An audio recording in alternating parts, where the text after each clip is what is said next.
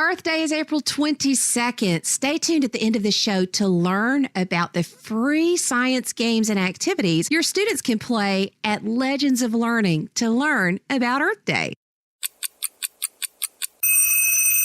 5 ways to bring computational thinking and STEM together. Episode 290. The 10-Minute Teacher Podcast with Vicki Davis. Every weekday, you'll learn powerful, practical ways to be a more remarkable teacher today.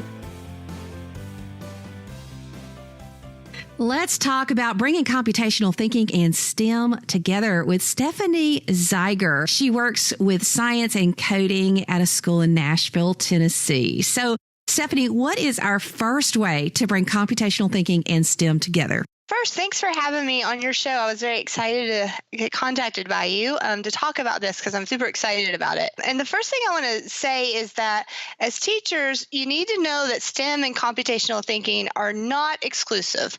In fact, the way scientists and engineers approach problems is very similar to how a computer scientist thinks. For example, when we look at the engineering design process, first you're going to identify a problem. So you're going to do the research to know what your constraints and criteria are. And that's going to be something you do whether you're designing an airplane or an app. You might need to learn some concepts to understand the problem better, but it's very similar.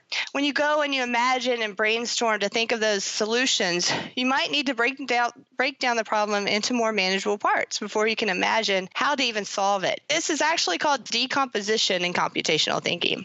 And next, you get to plan. And so just like an engineer or scientist and you're planning out your experiments or designs, you're going to design an algorithm when you are programming. So that's step-by-step way to solve the problem. And then last, when we get into the create, test, and then we redesign, you get to test your design and learn what's working, what general concept you figured out, and what needs to be modified.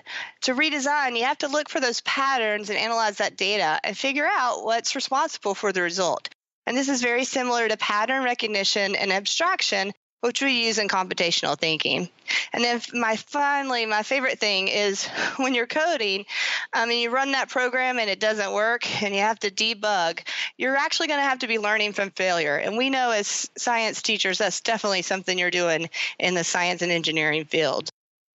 Wow. So have we already gone through all 5 now? We haven't. Okay. So this is just 4. Okay. So we've gone through 4. So let's back up for a second. So first of all, you said STEM and computational thinking are not exclusive. So some people think, okay, now we're going to do science. Now we're going to do engineering. Now we're going to do math. And then we're going to do coding. So you think all of them can kind of come together, right? Right, definitely. I think if with the right project design that you can actually incorporate all of these together. And we've had some experience with that. And what we found is it tends to get the students more excited about what they're doing in the science class and also helps them really feel like they can change the world when it comes to using STEM and computers. Okay, so give me one example of bringing these together, Stephanie.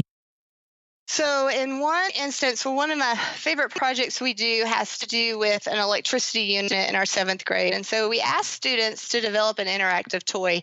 They're hired by Mattel, which is just to get them excited, to design an interactive toy. And so students work as mechanical and electrical engineers to learn about circuits like series and parallel, current and voltage.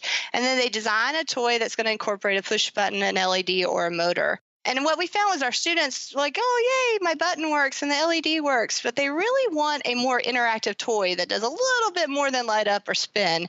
And so we took the project to the next level and added in what's called physical computing. And so now our students are using Arduinos to actually light LEDs and patterns, spin a motor to a certain degree that they want so they get more control over the toy. Or actually just even play a song by changing the frequency of sound waves using a buzzer. And so the excitement of this project grew exponentially, and our students are even more excited when they finally get through that, trying things out, and really get a working toy that incorporates that Arduino. Well, that's incredible. And what age are the kids? This was in a 7th grade class. Excellent. Okay, so you've given us an example of how STEM and computational come together. And that's a fantastic example. And it's obvious that the kids have to do number 2, which is planning things out. And then number 3, which is testing and learning and figuring out how to modify.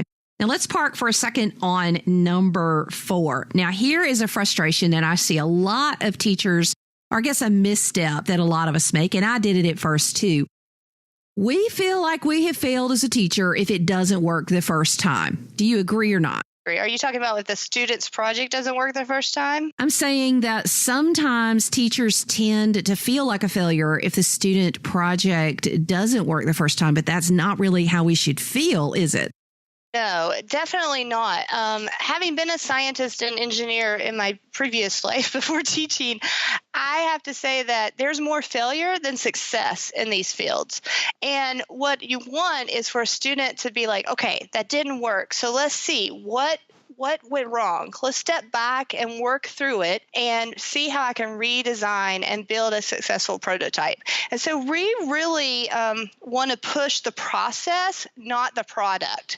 And so we want even at the end of the project, we want the students to really reflect on where they started and where they ended up, so that they can see where they've grown in their learning.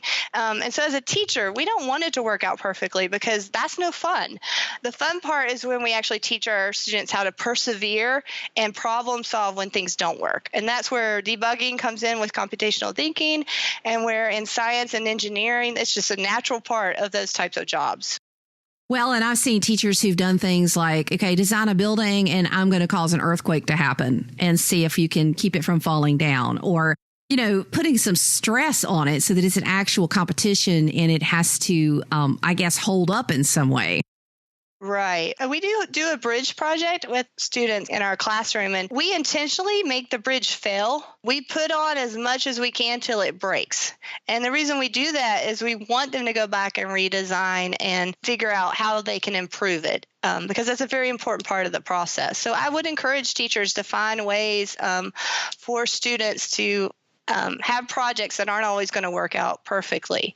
And then help model to them how they problem solve and work through that because students tend to think failure is a bad word. And in my line of work, I actually think it's a great word. So is that our 5th, to help model problem solve, or is it something else? When you are modeling, so let's model. It's always fun. I'll just give you an example for computational thinking.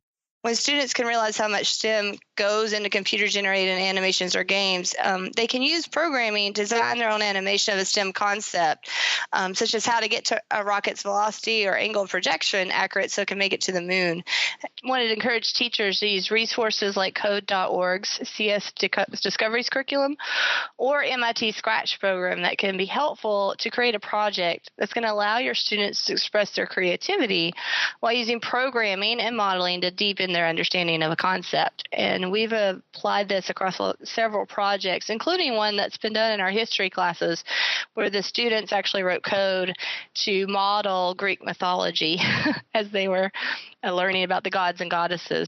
So, Stephanie, let's finish up with a short 30-second pitch on why these two things belong together, why computational thinking and STEM belong together. So computational and STEM belong together because they're really going to complement each other in helping your students become more STEM knowledgeable. And so I want to encourage teachers, while you can see the benefits of computational thinking, you might be overwhelmed to know even where to start. So reach out to the Computer Science Teachers Association. Their membership is free. They have great resources, and just jump in. Step out of your comfort zone, be the student, and just try to program. And you'll be amazed at how much you grow in your learning and the new perspective you'll have about your students as they're learning STEM concepts. And I totally agree, because I know when I first helped kids make video games in Scratch, it scared me. I know when I first helped kids make apps, it scared me. When we first got Arduinos, it scared me. It's kind of scary and nerve-wracking, but these are things you can do. So get out there and try and experiment and be a creator along with your students.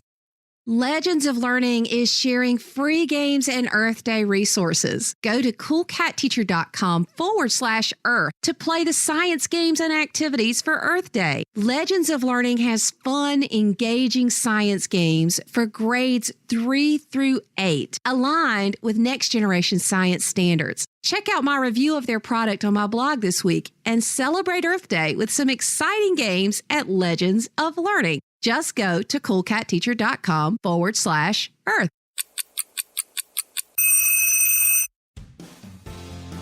Thank you for listening to the 10-Minute Teacher Podcast. You can download the show notes and see the archive at coolcatteacher.com/podcast. Never stop learning.